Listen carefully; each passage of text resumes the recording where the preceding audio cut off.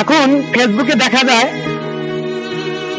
কার টাকা লাগবে বিকাশ নাম্বার দেন, কার টাকা লাগবে বিকাশ নাম্বার দেন, এবং আমরা দেখাই অনেক টাকা এরকম হাতে নিয়ে বান্ডিল, টাকা লাগবে কার বিকাশ নাম্বার দেন। আমি তাদেরকে বলি, ভিডিও কন্টেন্ট তৈরি করছেন, ফেসবুকের মাধ্যমে ভিডিও আপলোড দিচ্ছেন, সেটা আমরা মেনে নিলাম, কিন্তু মানুষের সাথে এই ধরনের প্রতারণা করা বন্ধ করে দেন। আর যারা এরকম ভিডিও বানায়, আপনারা যারা তাদেরকে লাইক কমেন্ট করেন, সেটা দেওয়া বন্ধ করে দিবেন, তাহলে তারা অবশ্যই একটা শিক্ষা পাবে। কারণ এটা একটা মানুষের ফ্যাশন হয়ে গেছে।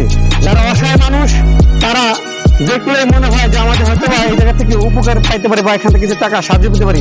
আসলে এরা বাংলাদেশের বড় একটা প্রতারক চক্র, যারা আপনি আমার ইমোশনাল ব্ল্যাকমেল করে ফেসবুক থেকে বা ইউটিউব থেকে তারা টাকা কামাচ্ছে, কিন্তু আমি আর আপনি ঢোকায় পড়ে যাচ্ছি।